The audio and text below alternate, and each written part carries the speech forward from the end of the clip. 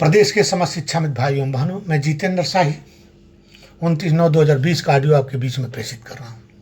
शिक्षामित्र भाइयों एवं बहनों, मैं कोरोना से लड़ना जानता हूँ, घर से पेपर में बयानबाजी नहीं करना जानता। हिम्मत और साहस के साथ फिर एक बार मैं आपकी समस्याओं को लेकर अपने आदर्श अधिकारी, हम सबके आदर्श अधिकारी, बेसिक शिक्षा विभाग को भ्रष्टाचार से मुक्ति दिलाने के लिए प्रयासरत श्रीमान विजय किरणानंद जी, महानिदेशक स्कूल शिक्षा उत्तर प्रदेश से 7 सूत्रीय मांगों को लेकर वार्ता किया हूँ। पहला बिंदु प्री प्राइमरी, दूसरा बिंदु 14 दिन का अवकाश की आदेश, तीसरा बिंदु मूल विद्यालय पे विकल्प के आधार पे समायोजन, चौथा बिंदु 20 वर्ष से कार्य कर रही हमारी महिला बहनें जो अपने मायके से ससुराल में जाना चाहती हैं, पांचवा बिंदु शिक्षक के बाद विद्यालय का चार्ज शिक्षा मित्रों को मिले, छठवां बिंदु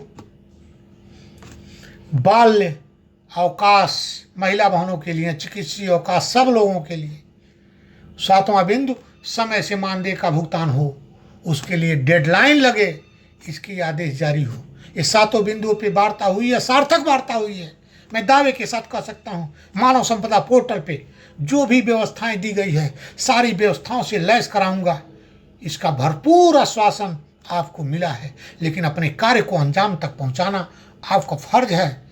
आप जिस तरह सन 2001 में बेसिक शिक्षा को रसातल से धरातल पे लाने का कार्य किए हैं, उसी तरह फिर एक कारवां अपना आगे बढ़ाने का कार्य करिए। इन गुमराह लोगों के बीच में न पड़िए। आपने देखा होगा बड़े बड़े संगठनों को समय परिस्थिति के अनुसार अपने आप को परिवर्तन कर लेना चाहिए। सोशल मीडिया पे डाल रहे हैं, वार्ता कर रहे हैं, लेकिन धरना किस बात का करने जा रहे हैं? इसका मतलब आपके वार्ता नहीं हो रही है, शिक्षा मित्रों को गुमराह किया जा रहा है। अब गुमराह इस नाते किया जा रहा है कि 3 साल बीत गया और 3 साल और बीत जाए तो आपकी भविष्य तो चली जाएगी, लेकिन उन लोगों के अता पता नहीं चलेगा आपके बीच में। बड़े बड़े संगठनों को आप उदाहरण लेके देख लीजिए, जिसके साथ सड़क से सदन तक लड़ने के लिए क्षमता है, उन संगठनों का इस समय क्या हर्ष है आप खुद जानते होंगे। ज़्यादा नहीं कुछ कहना चाहता हूँ मैं शिक्षामित्र भाइयों बहनों से। इस सातों बिंदु पे जिस तरह प्रकाश डाला गया है, जिस तरह वार्ता हुई है, एक आदर्श समाजी शिक्षा मित्र वेलफेयर एसोसिएशन एक मिसाल आपके सामने प्रेषित करेगा। आने वाले समय का इंतजार करो, लेकिन किसी के गुमराह में यदि एक ही मछली पूरे तालाब को गंदा करने के प्रयास कर रही है, उस गंदगी में हाथ धोने का काम करोगे तो इसकी जिम्मेदारी जितेंद्र शाही नहीं लेगा, आदर्श समाजी शिक्षा मित्र वेलफेयर एसोसिएशन नहीं लेगा। कितने साल कितने दिन बीत जाएगा इसका पता नहीं चलेगा। आर्थिक स्थिति की मजबूती पे भी वार्ता हुई है, वार्ता सार्थक रही है। माननीय सीएम साहब के द्वारा होना है, मैं जानता हूं कितना क्या होना है, लेकिन प्रकाश तभी डालूंगा जब कार्य को अंजाम तक पहुंचा दूंगा। उस पर भी प्रयास कर रहा हूं और लगातार प्रयासरत हूं, उस पर भी प्रकाश डालूंगा आने वाला समय में, उस पर भी ऑडियो प्रेषित करूंगा आपके बीच में। मैं कार्य पे विश्वास करता हूं, सोशल मीडिया पे कूटनीति नहीं करना जानता।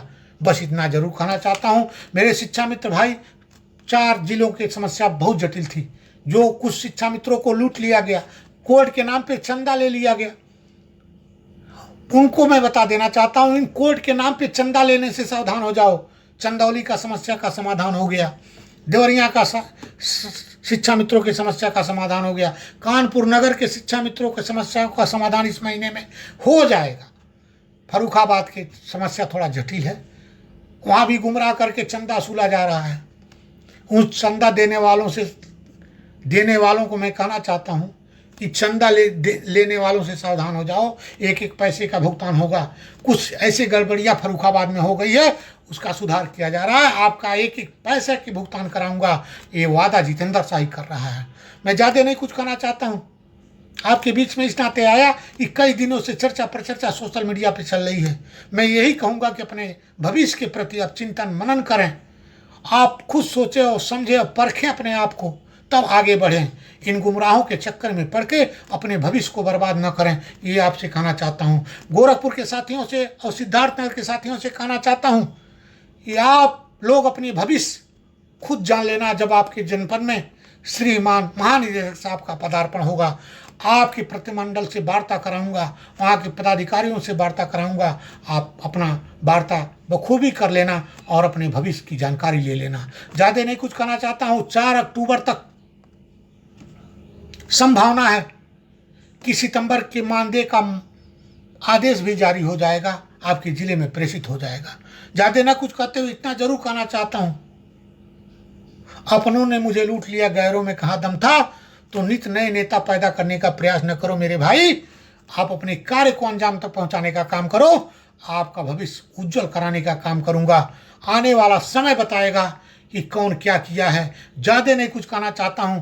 इसी बातों के साथ अपनी वाणी को विराम देता हूं। जय शिक्षक, जय शिक्षामित्र समाज।